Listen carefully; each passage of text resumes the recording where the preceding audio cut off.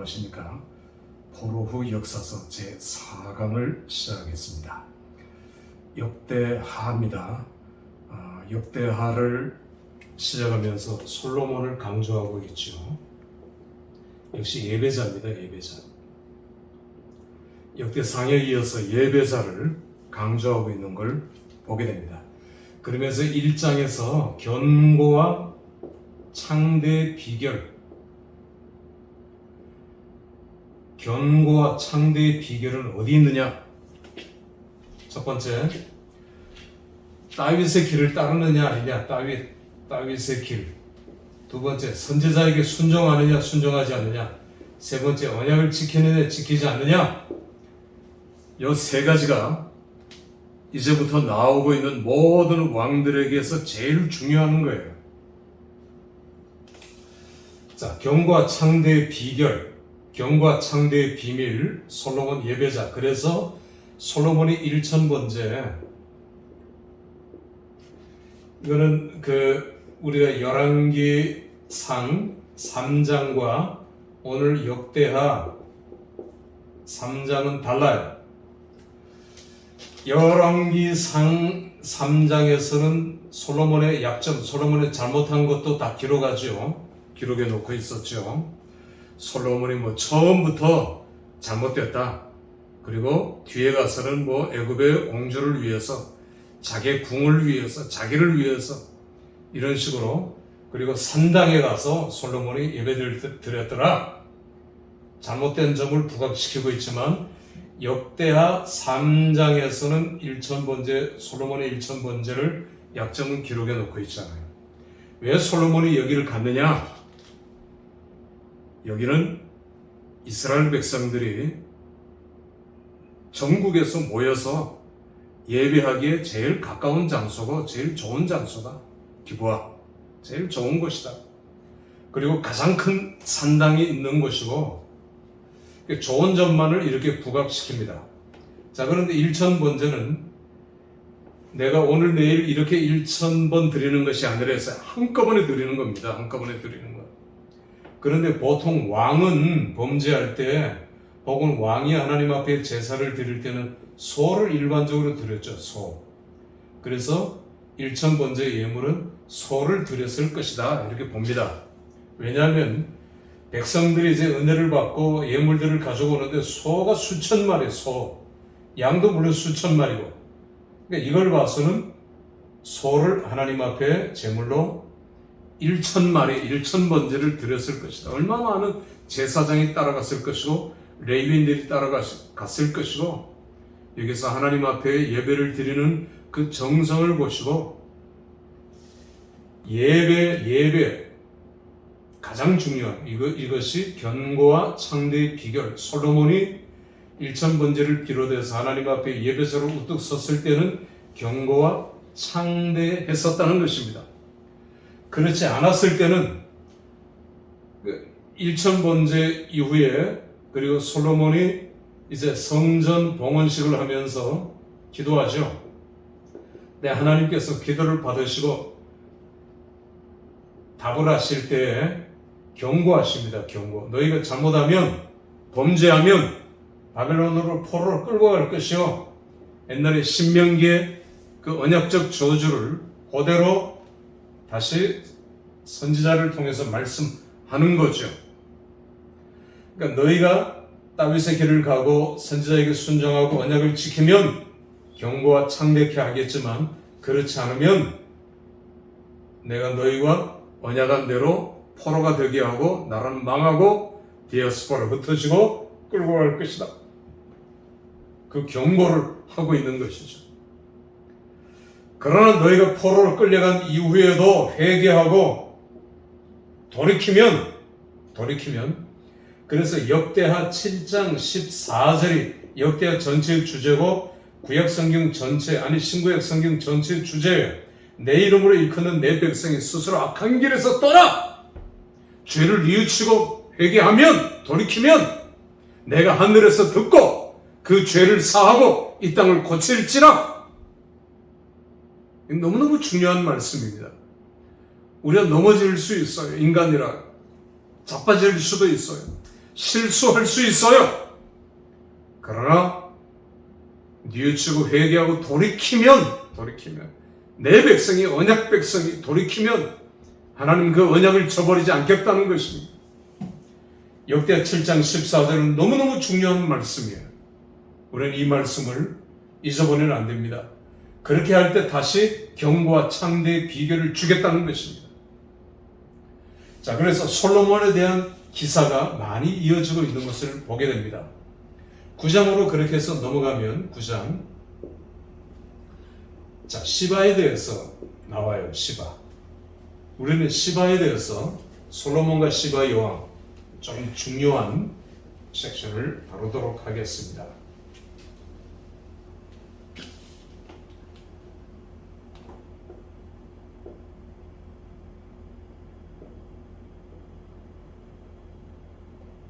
이게 사우디아라비아 반도라고 생각을 하셔요.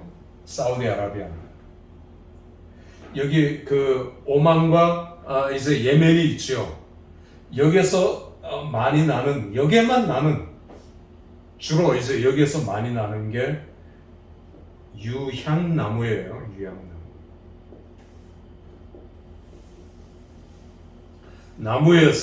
나무에서 진액이 나와요. 하얀 진액이. 그게 돌같이 단단해집니다.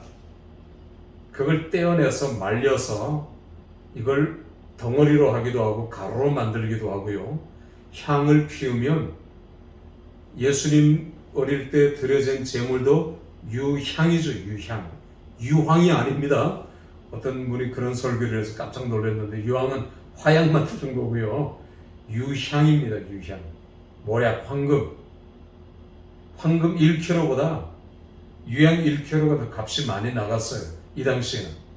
그러니까 유대교, 이슬람교, 그 이집트도 마찬가지고요.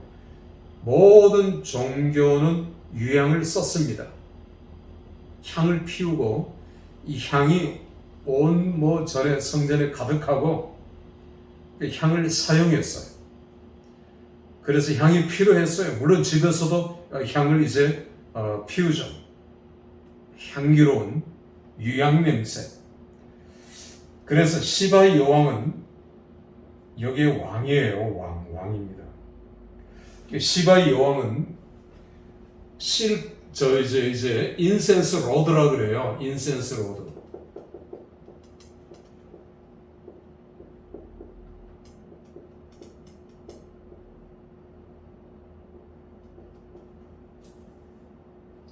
인센스로 유향길, 이 유향길을 개척하기 위해서, 이 항로를 개척하기 위해서 여기에서 낙타와 말들을 이끌고 수많은 무리들이 어마어마한 황금과 특별히 어마어마한 유향을 가지고 2000km가 넘는 이 길을 와요. 이 길을 와서 이제 예루살렘으로 옵니다. 이것이 인류 최초의 무역로예요. 이 인센스 로드가 나중에 위로 올라가서는 다메섹, 바벨론으로 해서 실크 로드와 연결되는, 이건 몇천 년 후에 이루어진 거고, 인류 역사상 가장 긴 무역 항로입니다. 무역로. 시바의 여왕이 왜 솔로몬을 찾아왔느냐? 솔로몬의 지혜를 얻기 위해서도 물론 그래요. 그런데 우리가 9장 자세히 읽어보면은 유향을 가지고 왔다고 했어요. 유향과 황금. 유향이에요. 유향. 인센스. 다시 말하면 무역하기 위해서예요.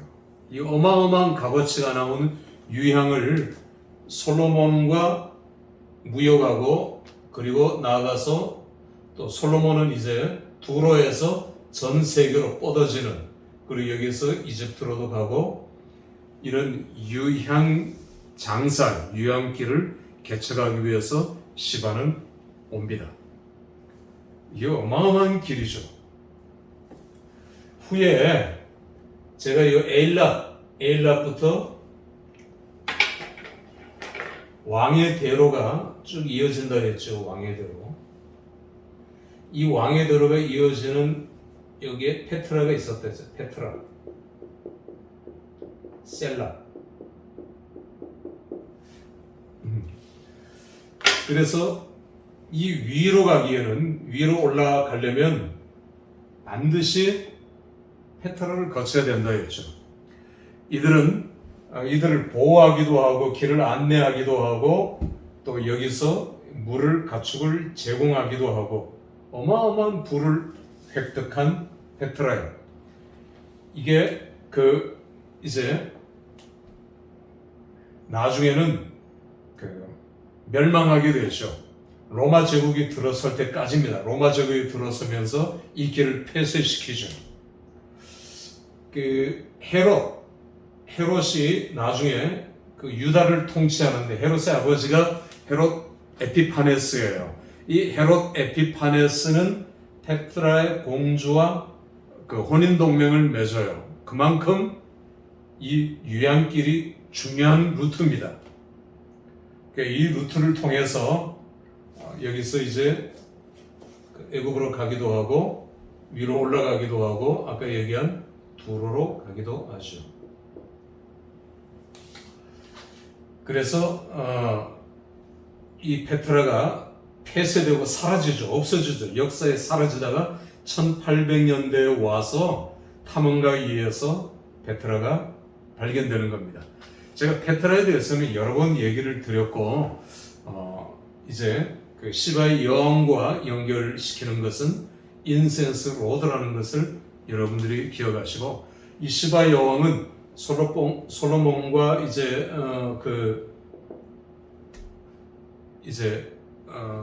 관계를 갖죠. 그리고 임신한 채로 나라에서는 반란이 일어나고 이디오피아로 갑니다. 위로 가서 이디오피아로 가죠.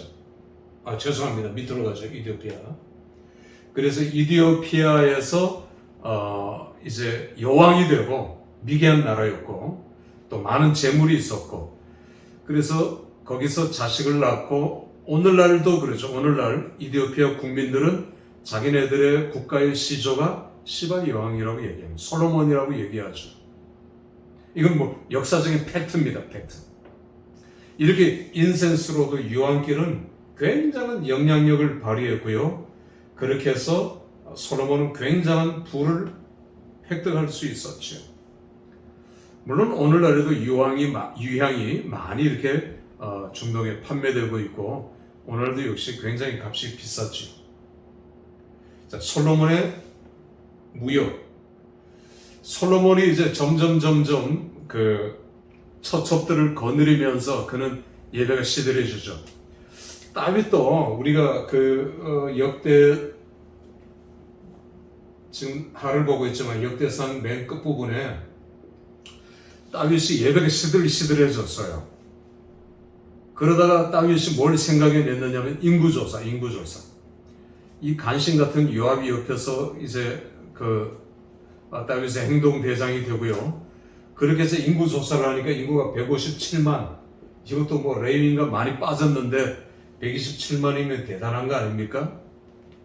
다윗이 이 인구는 군대고 군사고 인구는 세금이에요. 세금. 막대한 군대를 동원할 수 있는 거고 막대한 세금을 걷어들일 수 있는 거죠. 다윗이 그래서 교만해졌어요. 하나님께서 다윗을 치셨어요. 그러면서 다윗에게 세 가지를 제안했죠. 3일 5역, 3년. 다윗은 제일 약한 3일 5역을 취했어요. 3일 동안 온 백성들이 고통 속에 힘들어했죠. 그런데 수많은 사람들이 7만 명이 죽었습니다. 그러면서 다윗이 무섭게 회개하자니 엎드려서 회개합니다. 그때 하나님께서 한 장소를 지정해 주시죠. 그게 아라우나의 타작마당에 가서 제단을 쌓아라. 그런데 이 아라우나의 타작마당이 솔로몬의 성전터가 돼요. 성전터. 그리고 위로 거슬러 올라가면 아브라함이 자기 아들 이삭을 바친 모리아산 그 장소가 돼요. 그리고 나중에 더 뒤로 가면 예수님이 십자가에 못 박힌 장소가 돼요. 놀라운 장소죠. 결론은 회개하면 이런 역사가 일어난다는 거죠. 하나님께서 이런 헤세드를 베푼다는 것입니다. 이게 아까 역대하 7장 14절에 제가 주제라 했죠. 돌이키면, 회개하면, 이게 경고와 창대의 비결 중에 제가 예배 그리고 회개예요. 회개. 이게 아나우라의 타작마다 솔로몬도 마찬가지였습니다. 그가 예배가 시들시들했으니까 이제 예배도 그렇고 나라가 점점 쇠약해지고 적들이 침범하고 공격하고 나라는 두쪽나고 이렇게 되는 것입니다. 사사기도 마찬가지잖아요. 하나님 앞에 순종하고 그들이 예배가 강해지면 적들은 저절로 약해져요. 그럼 그렇지 않으면 적들이 강해져서 우리를 공격해요. 오늘도 마찬가지. 우리가 예배가 강하면 어떤 시련, 고통, 환난 이런 것들이 와도 넉넉히 이겨요. 안 와요. 그러나 예배가 약해지면 온갖 고난과 환난과 어려움, 일어나지 않을 일들도 막 여기저기 터지고 일어납니다. 이게 왜 이럴까? 저놈이 나쁘고 저 사람이 나쁘고 그게 아닙니다. 당신의 예배를 점검해 봐야 합니다. 우리의 예배가 이렇게 중요한 거예요. 그래서 예배가 생명입니다. 카타콤 속에 들어갔고 그리고 갑바도기아에 들어갔고 그렇게 해서 예배가 회복되고 예배가 살아나고 예배를 통해서 승리했던 철저하게 경고와 창대의 비결이 예배라는 것을 계속 강조하고 있고요. 아까 그 9장 9절에 역대하 9장 9절에 보면 향품, 우리말 성경의 향품, 유향입니다. 유향, 인센스예요. 유향이라는 단어가 2번 반복이 돼요. 이렇게 솔로몬이 예배하고 하나님 앞에 나갔을 때는 경고가 창대했지만 그걸 잊어버렸을 때는 하나님께서 가차없이 두들겼다. 이걸 우리는 알아야 되겠습니다. 그래서 좋은 왕과 나쁜 왕의 구별이 바로 이제 경고와 창대, 다윗의 길을 따르느냐, 예배자로 사느냐, 선지자의 말을 듣느냐 안 듣느냐, 다음 시간에 하도록 하겠습니다. 감사합니다.